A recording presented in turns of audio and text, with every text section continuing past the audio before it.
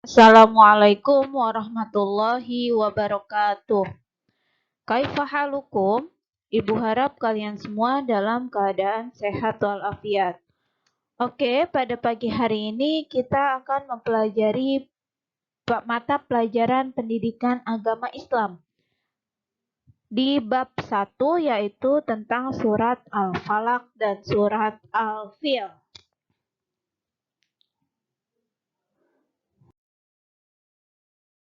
Oke, sebelumnya Ibu yakin kalian semua udah pada hafal ya surat Al-Falaq dan surat Al-Fil itu.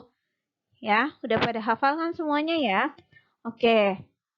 Surat Al-Falaq. Sekarang kita bahas tentang surat Al-Falaq terlebih dahulu.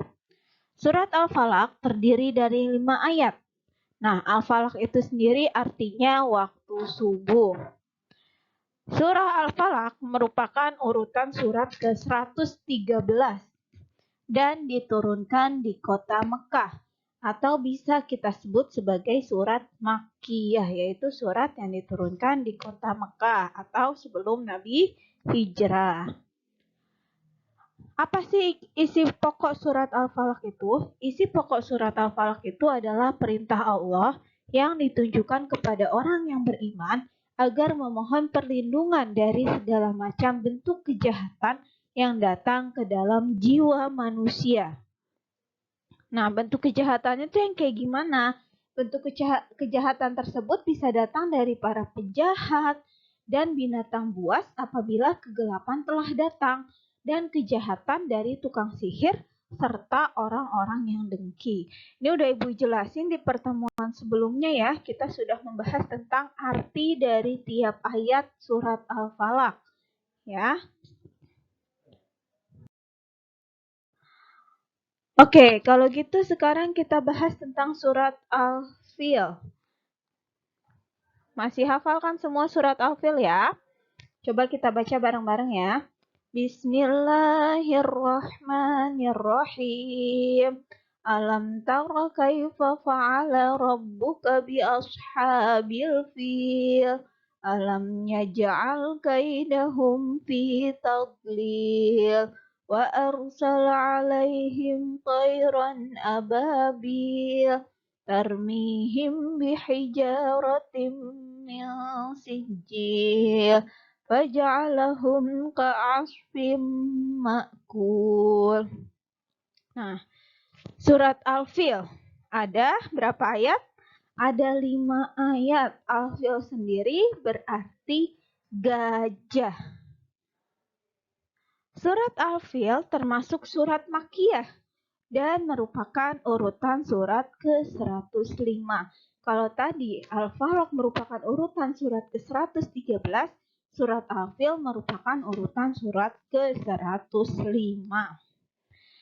Surah Al-Fil diturunkan karena adanya peristiwa tahun gajah saat pasukan Raja Abrahah menyerang Ka'bah.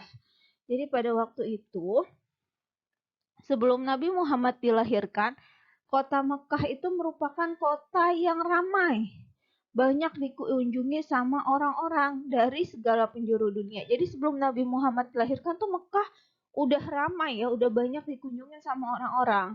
Nah, banyak juga yang mau berziarah ke Ka'bah. Karena keramaian kota Mekah inilah memunculkan sifat iri dari seorang gubernur dari negeri Yaman yang bernama Raja Abrahah. Jadi si Raja Abrahanya ini iri karena melihat kok kota Mekah ramai terus ya, didatengin terus ya. Akhirnya si Raja Abrahah ini berpikiran untuk membangun suatu bangunan yang megah dan mewah di Yaman. Langsung si Raja Abrahah punya pikiran, kalau gitu aku mau bikin kalau gitu saya mau bikin sebuah bangunan yang besar, yang megah, yang mewah di tempat saya gitu. Kenapa dia mau bikin sebuah bangunan yang megah dan mewah?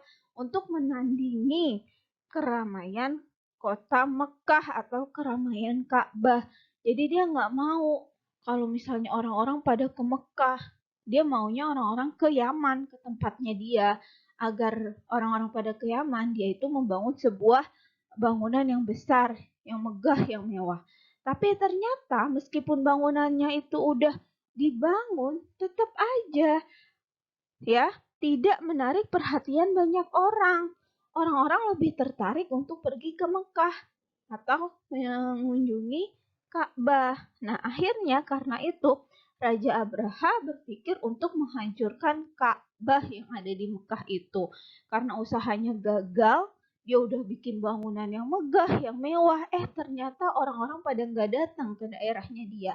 Akhirnya Raja Abraha berpikir untuk menyerang kota Makkah dan menyerang Ka'bah. Nah, si Raja Abraha ini mempersiapkan pasukan yang kuat. Dia itu pada pasukan berkuda dan ada tentara gajah.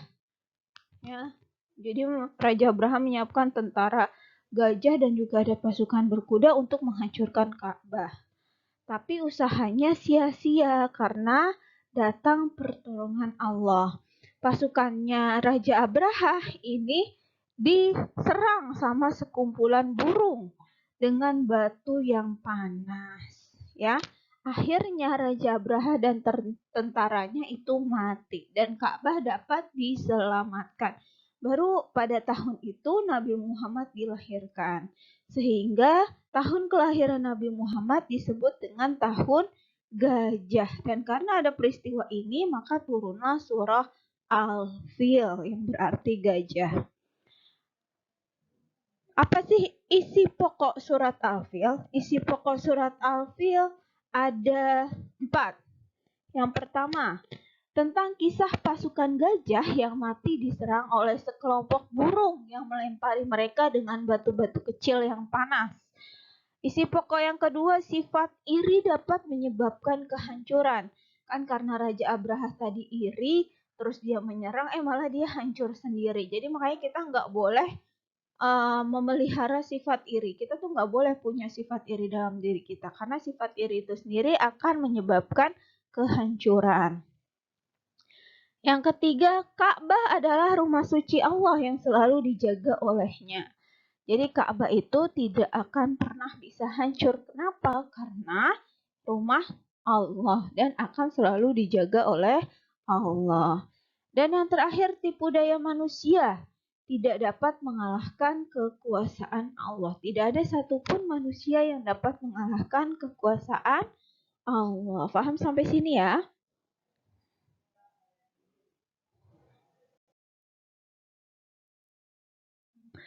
Oke, yang terakhir Ibu mau memberi tugas kepada kalian. Tugasnya ada 2. Tugas yang pertama silahkan kalian kerjakan uji kemampuan pada halaman 9 dan 10 di buku paket di bagian A dan B, jawabannya saja. Jadi soalnya nggak perlu ditulis, kamu tinggal tulis jawabannya aja. Untuk bagian A misalnya jawabannya A, waktu malam, ditulis ininya ya kata-katanya, jangan cuma A, B, C, D-nya aja, tapi ditulis kata-katanya. Dan setelah itu, silakan kalian upload foto tugas kalian ke Google Classroom, Pak I, di kelas masing-masing. Yang udah masuk ke Google Classroom langsung, kalau udah selesai ngerjain tugasnya, difoto, terus foto latihannya di-upload di Google Classroom. Oke, paham ya? Tugas yang kedua, silahkan kalian hafalkan surat Al-Falaq dan Al-Fil dan setorkan video hafalan kalian ke nomor WA Ibu. Ya, jadi kalau misalnya yang tugas tulis tadi uji kemampuan itu di Google Classroom, kalau yang video hafalan kirim ke WA. Paham semuanya ya? Oke, terima kasih atas perhatiannya. Kita berjumpa kembali minggu depan dengan materi yang baru. Syukran. Wassalamualaikum warahmatullahi wabarakatuh.